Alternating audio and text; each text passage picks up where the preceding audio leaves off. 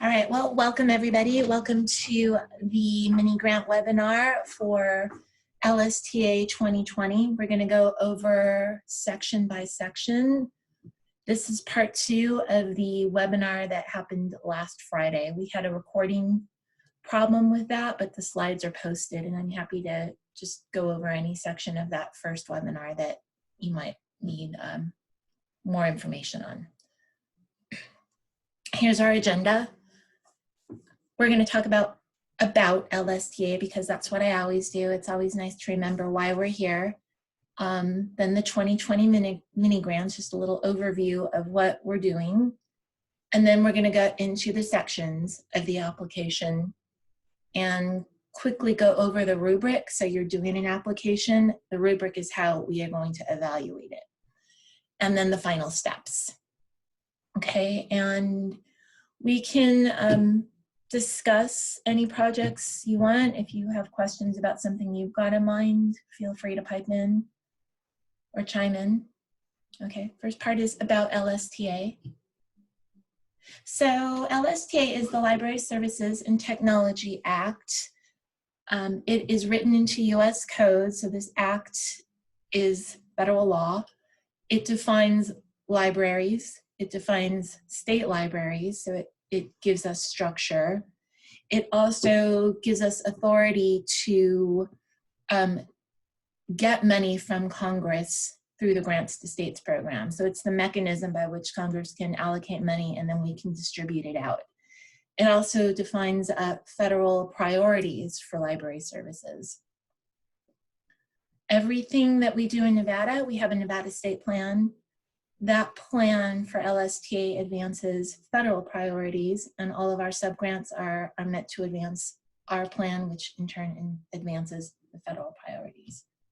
Okay, LSTA is the only federal program that's just for libraries, and it is distributed through formula, so it's based on population. The minimum amount anyone can get is 600,000, so we start at 600 and then we get more for every person we have in the state. Shout out again to the census. The census is how we get our funding. Every single person counts. So if you haven't heard me preach this before and you have any influence in your community, get residents to fill out the census because it does impact our LSTA award. You can see LSTA has been around for a while. It really started post-war in our big public works nation building era in the 50s. It was originally meant for rural libraries only. It helped get libraries into rural areas. In the mid 60s, it expanded to get libraries into everywhere, right? And that went on for 40 years, library building, getting communities the libraries that they need. In the 90s, the focus shifted away from construction into information. And that shift is important because right now with LSTA, we can't fund anything construction related. So if you need to remodel a space, if you want to add some bookshelves that have to be secured to the wall, we can't do that. We can't do any wiring, anything like that that's construction related, okay? I mentioned that LSTA defines federal library priorities, and here they are. There are 8 of them. You can go to IMLS.gov and read these more in depth if you'd like. And then here are Nevada's LSTA priorities.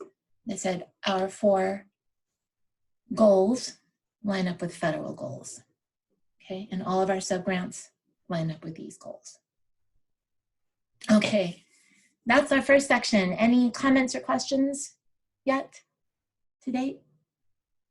Chat away. Okay. Now we're going to talk about mini grants, just a brief overview to remind everyone what we've got going. Usually they go from July to June, 1 state fiscal year, but because everything is sort of wonky right now, we've just given everybody for this upcoming year an extra 2 months to get their projects done. Because we're not sure what's going to happen over the summer, over the year. we still want projects to happen. We're giving you 2 months. That also means there is no wiggle room. August 31st is the absolute last day of next year that you can finish your projects. But bear that in mind, you'll have 14 months. We have set aside $200,000 of our 2020 award just for mini grants. The way that breaks out is $10,000 per library jurisdiction. So that's $10,000 per your legal entity. If you have a whole bunch of school branches, unfortunately, it's $10,000 per your district, not per your branch. So if you have just one location, then it's $10,000 for your location. And you can ask for this money pretty much in any permutation you want. If you want to do a small $1,000 grant, you're more than welcome to. If you want to ask for a $10,000 project, you can. We're awarding it in 4 cycles. So the first deadline is coming up and it's May 15th for a July 1st start date. You can write as many projects up to $10,000 aggregate as you have the capacity to project manage, okay? We will keep awarding funds until we have no more to award, right? So I'm not sure that we'll still have funds for cycle 4, but if we do, we'll award it out, okay? To apply and receive LSTA funds, you must meet eligibility requirements. And they're right here. These were approved in 2008 by our State Council on Libraries and Literacy. So everybody has to meet these. And then we have it broken down a little bit further. So public libraries have to meet minimum standards. School libraries need to have a library media specialist. Consortia have to be a 501 or a nonprofit. And they have to have, well, you can see what the requirements are. So at the very, very end of the application, you will certify that you meet these eligibility standards. Okay, that's just a really, really quick overview of the mini grants we've got. Any comments, questions, observations? Okay, we'll move on. So now we're going to look at the application section by section. I don't have any really slides. I don't have any slides of the actual application. You have it in front of you, you know, follow along. The direct link to the application is the second link that will pull up the application. All of our applications are on the LibGuide LSTA 2020 apply. The only other one that you might need is the continuing education application. Okay, so in the mini grant application, if you did a competitive grant before, this is sort of the competitive light version. It's scaled down because we recognize that mini grants are slightly less complicated projects. So the application has just been scaled down a little bit. We've got 6 sections. Section 3, though, has a lot in it, right? The sections are tied directly to the evaluation rubric, and they're tied to the final report. So we did it this way. So if you're funded, when you're funded, you'll have an idea of what you're going to need to report and how you're going to need to structure it, right? So if we start now, this is what your rubric looks like, and this is what your final report looks like. You can carry it all out to the very end when you report on it, okay? And then over the years, evaluators have asked for certain things, so we've added that in too, okay? So it's the way it is for a reason. Sections 1 and 2 are the overview, right? This will tell us everything we need to know about who you are, how much money you want, and what your project is. It's the summary, right? It's the elevator speech. One observation, one thought I had is when you write your summary, you might want to save it for last. when I was writing papers, I always tried to write the abstract, the intro first. And then one time I wrote it last, and I had like an epiphany because it was so much simpler. It was so much simpler to write the summary after I had written the rest of it. And I talked to other people, and apparently that's what you should do. Those are best practices, to write your abstract and summary last. So, you know, it all depends on you and how you like to write and how you like to think. But if you're having problems with the summary, you know, write it last. Okay.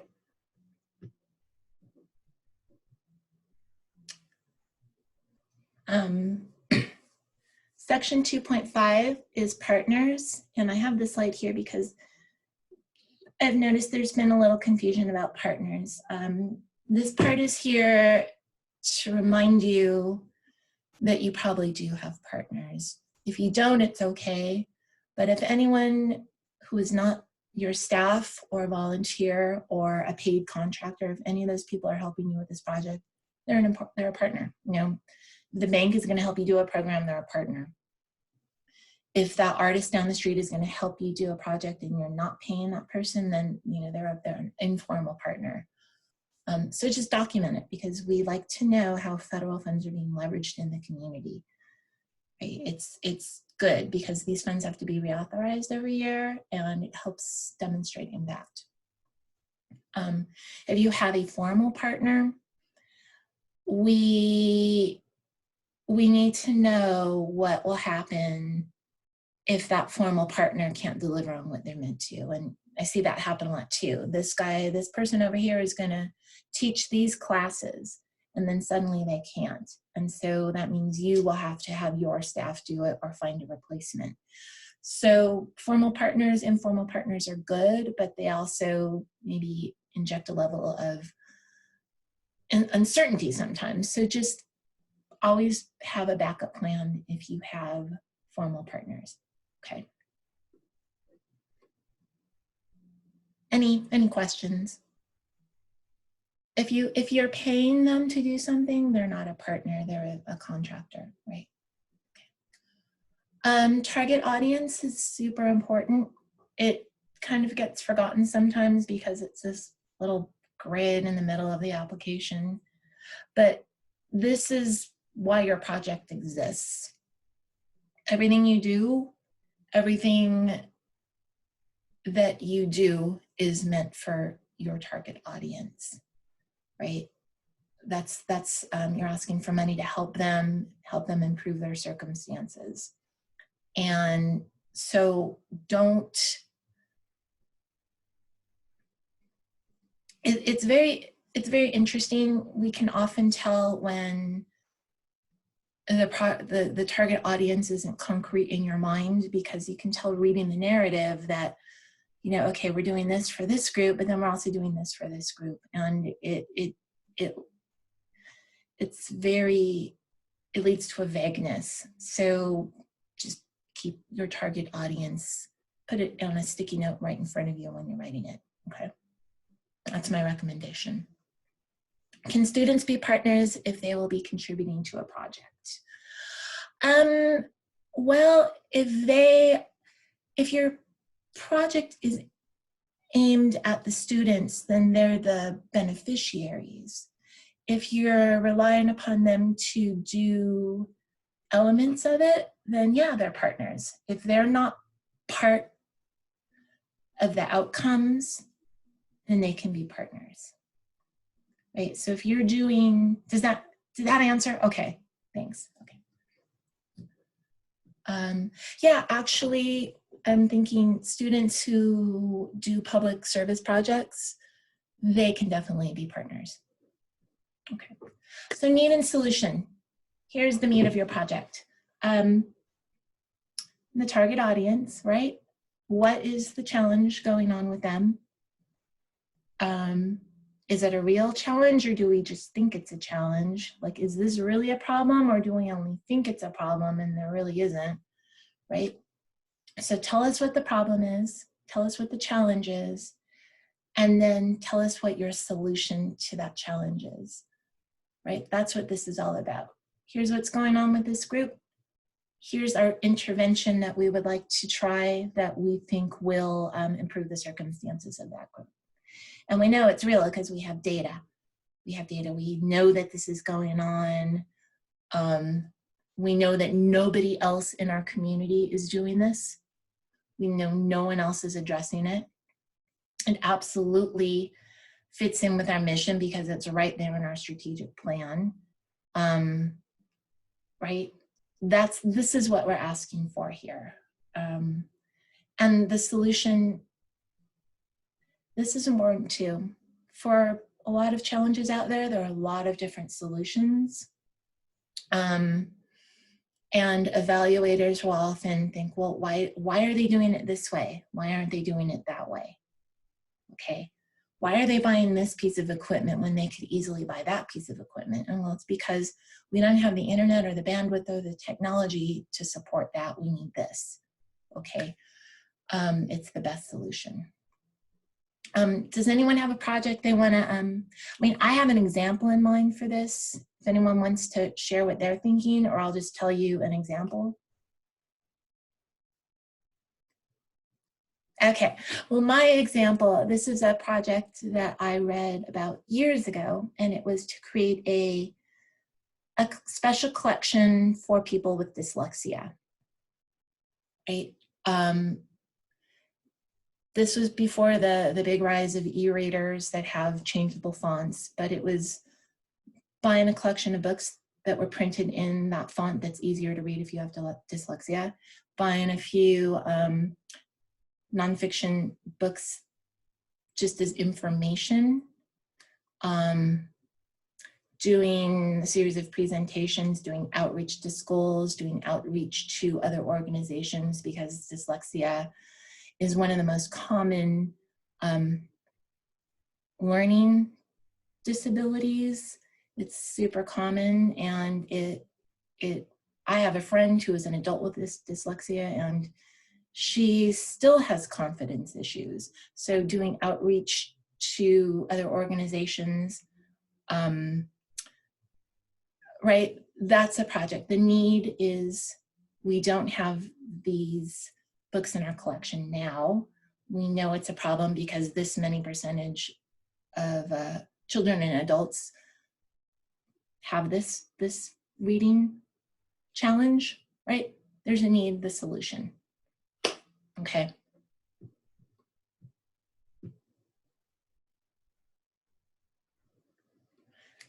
Section 3.3 is outcomes. And so outcomes are the good that your project does. Your project is doing these things, but this is the good, right? It's the measurable change in skills, knowledge, values, behavior, or enjoyment for your target audience. Please, when you're writing your outcomes, start with my target audience will benefit, right? We see a lot that the outcomes are, well, my library, people will know now that my library has these things. Like, that's a benefit for you. That's not really a benefit for them, right? So always frame your outcomes in terms of your target audience, okay?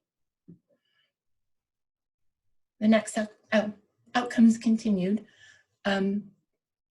Outcomes are meant to be, you've probably heard this, SMART. So if you say your outcomes are gonna involve a change in skills, those should be specific, measurable, attainable, realistic, and timely, right? If it's a change in behavior, same thing. If they're gonna get more enjoyment in this, if they're gonna build more confidence, specific, measurable, attainable, realistic, and timely. Measurable, oh, I have a little asterisk by there. And when we say measurable, well, how do you measure these things? It's hard, right? But there's data out there that can help you figure that out. Circulation, attendance, things like that. The next section is activities. So your project has to have activities. It can't just be about buying stuff. It has to be about doing stuff. And IMLS has these 4 activity categories. Pretty much not pretty much, everything that libraries do can be put into these 4 categories. We teach, content is all about information. We plan, and we procure. So procure means buying things that are essential to your project, but are not information related, if that makes sense. So books would be content. A table would be procurement, or paper would be procurement, because it has nothing to do with information, but it's essential to getting your project done. I've got this little flow chart there. You can see where activities fall. So you have inputs, all your time, everything that you buy, and you turn all of that into things that you do. Everything that you do to make your project happen is activities. And so that's where you put, that's what you put in this section. We would like you to split it into these 4 categories so that when you do your final report, it's just easier. So you're going to do instruction. I'm going to teach. If we go back to our dyslexia collection project, I am going to have a little 5-minute video that I'm going to pop on the website that shows people how to change the font on their Kindles to get more accessible fonts for dyslexia, right? I'm going to do a presentation at Rotary. I'm going to go and talk to the schools, right, and work with the teachers. I'm going to print flyers in dyslexia-friendly font, right? These are activities that you're gonna do. I'm gonna track the circulation of all the stuff that I bought, right? And I'm gonna do CERP, right? Okay, those are activities. Thoughts, questions? Alrighty. Here's a breakdown of all of IMLS's different activity permutations. Instruction, you've got, so what program means is interactive. Right now I'm doing a program because even though I'm talking at you, I'm actually talking with you. You have the opportunity to talk to me and ask me questions. So it's like not the sage on the stage, it's the guide on the side. So those are instruction programs. Consultation is drop-in. If you have drop-in times, right? So you don't have anything scheduled, people can just drop in, okay? Content, you can create it, you can preserve it, you can describe it, you can lend it, you can acquire it. Things that have stars have required surveys to help you with your outcomes, right? So if you're trying to figure out how to figure out your outcomes and how to evaluate them, there are required surveys that will absolutely help you write your outcomes. To be an activity, it shouldn't be more than 10% of your time or your budget. So we don't want to get too much into the weeds. No, I'm going to buy paper. That is not an activity. Most projects seem to have 3 or 4 activities, right? I think more than that may be unmanageable. More than that might be getting just too detailed. It's the bigger picture, right? All of your activities should go onto your timeline. Just remember that. Oh, and they should be very clearly tied to your target audience. Thoughts on activities? The activities are super essential because IMLS does not want to just give you money to buy stuff. They want to give you money to help you do a program. Okay. Section 3.5 is how does your project tie to our Nevada LSTA goals and your local planning goals? If you hear about goals and outcomes for project, this is the structure. The goal is the bigger picture, right? The project that you do is actually the objectives. All these little sub-grant projects are the objectives that create outcomes that help us move that much closer to our big strategic plan goals. So here are our Nevada goals. your project is going to advance one of these. The dyslexia collection would be goal 3, provide responsive and accessible learning environments that meet the needs of all Nevada residents. You know what? It might also be 4, build capacity of libraries. These are, you know, when we evaluate projects, I think we sometimes disagree on which goal it meets best. Usually it's pretty clear. So tell us how your project advances that. Our goals, tell us how it advances your strategic plan.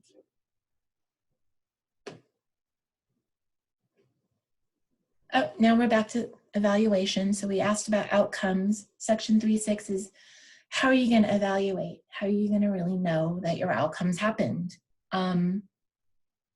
So one way is to measure all the outputs, all of the data, all of the circulation stats, all of the attendance stats, door counts, all of the data. Like, libraries generate tons of data. And then the second way is the surveys, right? So again, here are the IMLS required surveys that will help you with your evaluation. They're required. There's no getting out of them. I have to do them as well, as you'll see. These are the surveys. So any kind of instructional program that you do for the public, which is the interactive, you will do a survey. And then all the other surveys are just for your staff. So if you're doing a program for staff, you do a survey. If you're acquiring content that benefits your staff, do a survey. With that one, sub-grantees have told me it's beneficial to also survey, and just survey the staff when the content has been acquired for the public. So if you're acquiring a special thing just for the public, your staff that are doing the project, who are out there talking to the people, they know how it's working and they might be more honest with you than the actual members of the public. So even though you don't have to report those survey results to me, they can help you figure out your final report. Okay, and then deploy these surveys strategically. At the very beginning, when these surveys first started being required, I was telling everyone, do them all the time. Right? But in practice, that is just not, it's not good. You can't give people a survey every single time they come through the program because you're not going to get meaningful results. So just try and figure out the best times. You know, the very, very beginning of a program, the middle, the end, every other month, right? Only to parents.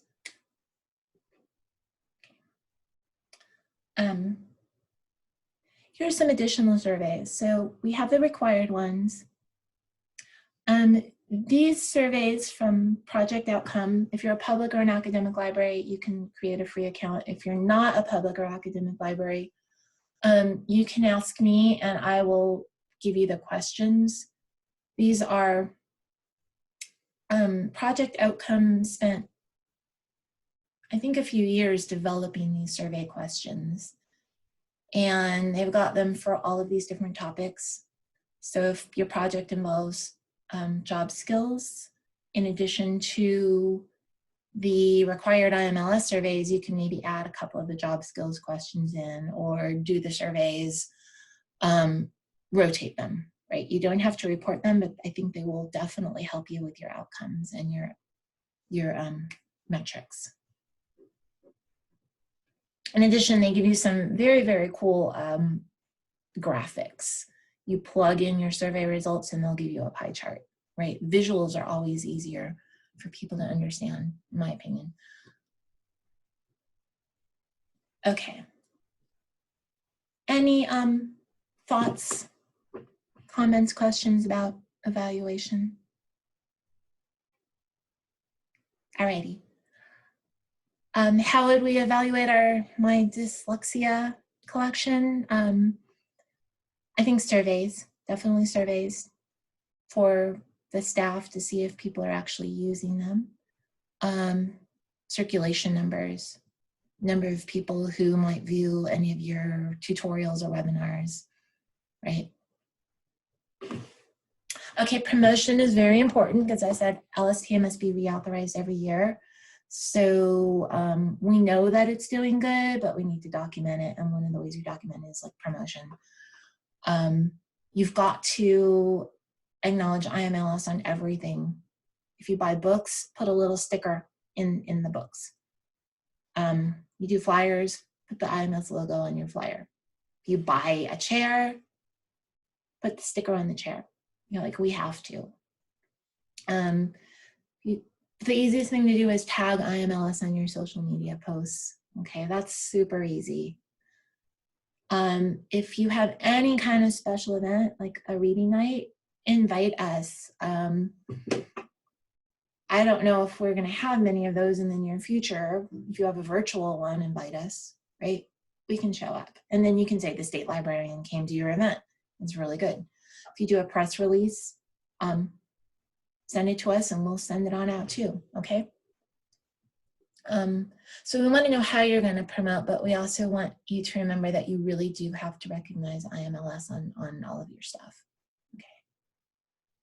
3.8 is supporting materials. So this section, some of these things are required. So if you need LSTA to fund salaries, we have to have a job description. That's a federal requirement. If you're buying something that costs over $5,000 for that one thing, like you're buying a $6,000 3D printer, I have to have the specs because I have to get that pre-approved by my IMLS program officer, right? So those things are absolutely required. Everything else is sort of, oh, if you have letters of support from formal partners, we need that. Everything else just helps us understand better because you don't have a lot of space, if you've noticed. I think it's 160, 200 words per section. We don't want you to write a novel, but these are like your footnotes, okay? Photos are great. Photos are absolutely great. There's only a very, very small place to write anything in that section. So you can just say attaching 10 documents. And oh, here's a URL, please look at this, okay? Okay, that's section 3. Section 3 was your project. There's a lot in there. We went over it quickly. Anything, any concerns? Alrighty. Section 4 is the budget. Nothing in this budget should be a surprise to us, the evaluators. Like we should read, okay, this is the project, it's great, these are the activities.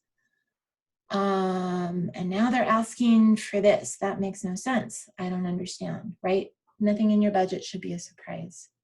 It should all be really, really clearly tied to your project. If you say you're gonna do coding camps, sure, you need some tablets and laptops because you don't have those normally, right? If you say you're going to do a dyslexia collection, maybe you can ask for a couple laptops to loan out to people so that they can change the font, right? But it shouldn't, okay, just shouldn't be a surprise. Be mid-level specific, so don't get too detailed. Big over, I don't know, 10,000 foot level rather than 30,000 foot level. Mid-level specific. We require a 10% match, absolutely. Can be in kind, so it can be work that you do towards it, or it can be local cash, but we have to have that because we have to meet our match with IMLS. And most of you don't have indirect costs. That's usually an academic requirement for academic libraries. You can ask for up to 10% off the top to go directly to your overhead. So you wouldn't get that funding to buy grant related things, it would go directly to overhead. And you don't have to give us documentation, you can just ask for it. Some things are not allowable. Not allowable at all is lobbying and advocacy. So you can have a literacy night, but you cannot combine that literacy night with asking your elected officials to increase your funding. That's advocacy. Okay. Food and drink are just, you know, pizza is a really big thing with programs. Like you can't have pizza, unfortunately. We also can't fund classroom book sets because those are supposed to be part of your operating budget, right? So none of that. And no fixed assets because that goes back to construction. Section 5. Oh, any questions about the budget? Okay. Section 5 is the timeline. It's this visual thing. It gives you and us a really good overview of your project, like what all the tasks are and when they're going to happen. I'm going to teach a class on this, and I'm going to do it in January and March and April. Okay. I'm going to evaluate my collection, and I'm going to buy the materials in August, right? I'm going to pull circulation stats in December. I'm going to pull them quarterly, okay? So everything related to your project should go in there. And then we like to know the staff, like who's doing it, right? Just tell us who and give us a little bit of information about their background, right? If you don't have that person yet, is there a limit to the timeline? Can it be a long project? Well, you have from July, if you apply right now, you have from July until next August to build your timeline. Your project doesn't have to go from July to next August. It can go from September to June, if you'd like. Did that answer your question? Yeah, it just can't go beyond next August because the project has to end because we have to report. Oh, anyway, if you don't have that staff hired yet, just give us the general idea of what this person is meant to do. Okay. And then the very last thing of the application is certifications. So in this section, you're going to certify that you're eligible for LSTA. You're going to have whoever is authorized to accept federal funds to enter into a contract with the state, you're going to have them sign it. So if that's your board of trustees, excellent. If you're not structured that way, then identify who is the person in your organization that can enter into a contract with the state and receive federal funds, have them sign it, okay?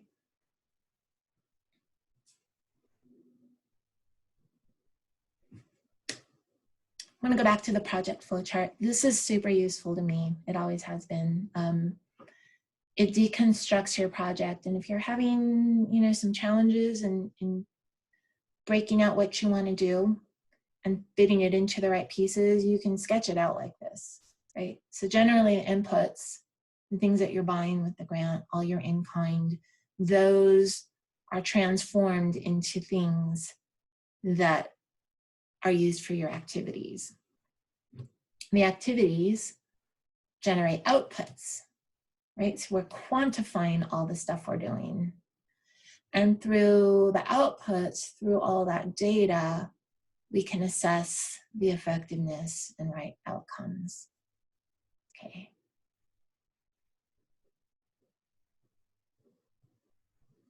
And then again, don't forget your target audience. I talked a little bit about this last week. I don't know if you saw this slide because things fell apart. Don't think you have to go in a straight line to get from where you are to where you need to be.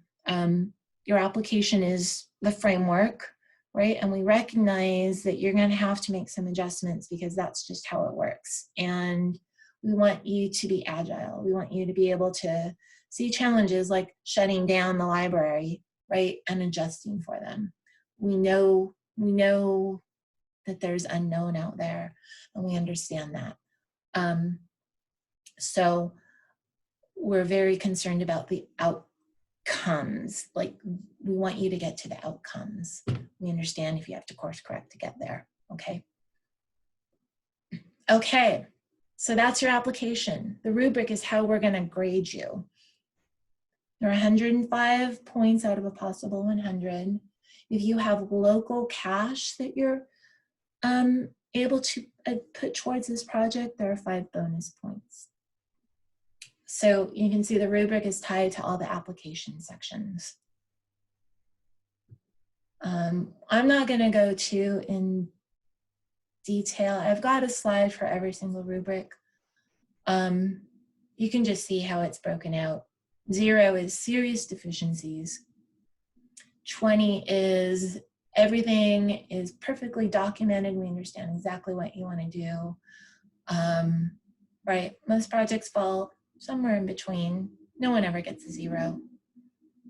A lot of you get 20s, quite honestly. So this is how we evaluate it. Overall merit, 10 points. These are some of the things we consider when it comes to overall merit. Significance, approach, concept, environment. Impact, experience, budget.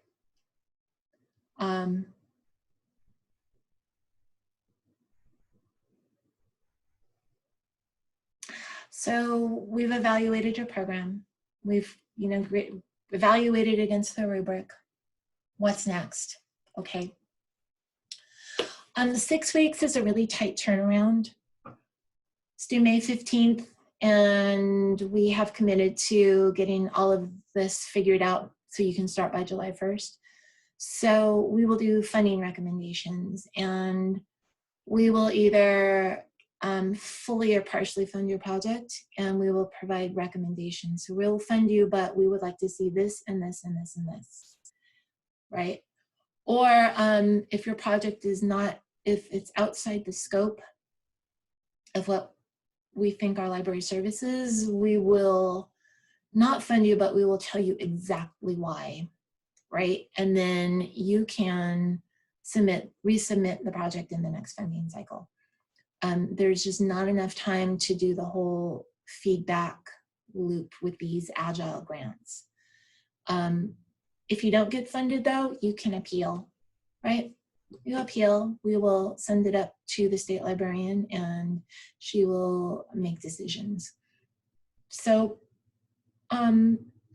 if you're not sure about your project, you should talk to me first before you submit your application, because I don't want to just say no, right? I want to tell you what I think, and then you'll have a better chance of getting funded, right? Okay.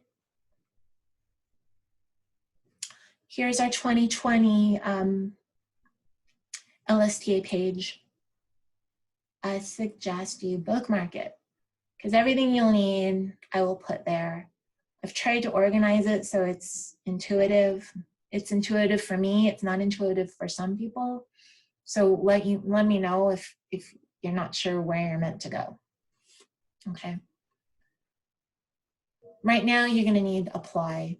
When you're funded, you're going to need the manage section. The surveys have their own tab. Okay. Here's my contact info. And then here's our final slide. We talked about surveys, we talked about evaluation, we talked about what is required by IMLS. So this survey is absolutely required by IMLS for everything that I do that's related to LSTA. I'm not going to require that you fill this out. But if you would like to, if you would like to see what it looks like and what we're asking, you can, absolutely. And you can tell me, and I won't have my feelings hurt, you can tell me what you would like to see, what you thought I need to cover more, what was unnecessary, because we can't, everything is an iterative process, right? And I'm just going to keep doing the same thing over and over again unless I know otherwise. So it's NSLA dash, if I'm not sure if this is clickable right now on while it's live, but the PowerPoint will be posted and you can click on the survey then and fill it out and share your hearts with us, and we will try and make things better. And that is it. Okay, 45 minutes plus one. Any questions? If you don't want to ask me a question now, if you want to percolate on this, send me an email. If you want to call me or text me, my cell phone is 818-282-4949. Oh, thank you, Bets. I suggest you text me because I don't usually answer phone numbers I don't know, but 818-282-4949, or send me an email. And yeah, let me know what you have planned before you actually submit the application, if you're at all concerned about it being allowable or fundable. Okay. Okay. All righty. I'm going to stop the recording right now. Thanks so much, Sue Lynn. Oh, you're welcome. All right, stop recording.